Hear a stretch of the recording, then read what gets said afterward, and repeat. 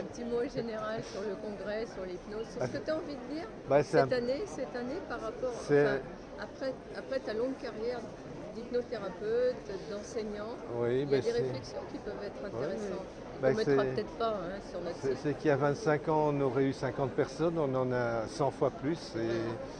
C'est extraordinaire, c'est impressionnant et ça prouve que il y a un intérêt de plus en plus évident de la part du public, pas seulement des professionnels, hein.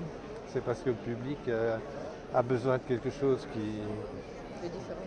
que l'hypnose peut combler, quoi, voilà. Et puis la multiplication des instituts, c'est pas mal aussi, hein.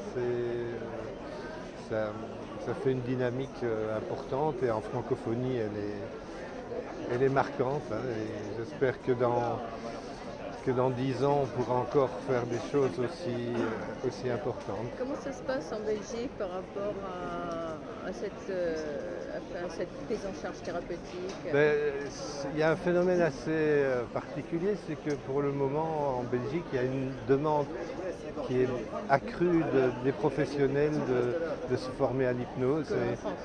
Ah oui, c'est possible aussi, hein, mais c'est après une période où c'était un peu, disons, en roue libre. Maintenant, c'est vraiment, il y a une demande vraiment très très importante et ça fait plaisir aussi et c'est conforté par ce qui se passe ici.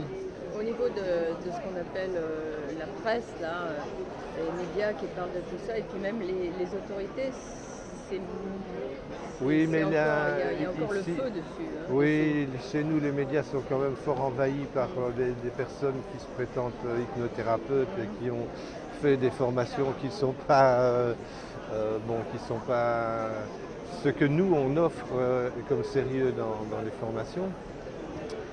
les Mais autorités par rapport à tout ça, je sais pas. bah, ils n'ont pas encore fait la distinction entre le bon grain et l'ivraie. Et on est un peu envahi par tout ça, mais ça n'affecte pas vraiment tout. Et puis bon, il faut aussi que les professionnels se rodent parce que les professionnels de l'hypnose ont pas mal de difficultés à se mettre dans un nouveau langage et ça c'est pour les prochaines décennies. D'accord, mais on va attendre alors. Voilà, Merci, docteur Mombo. voilà.